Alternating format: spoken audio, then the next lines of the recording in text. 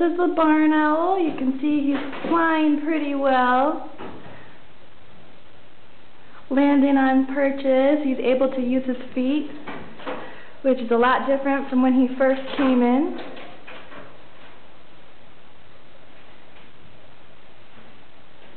He's also eating his food, which he had since we put him out here, but now he is.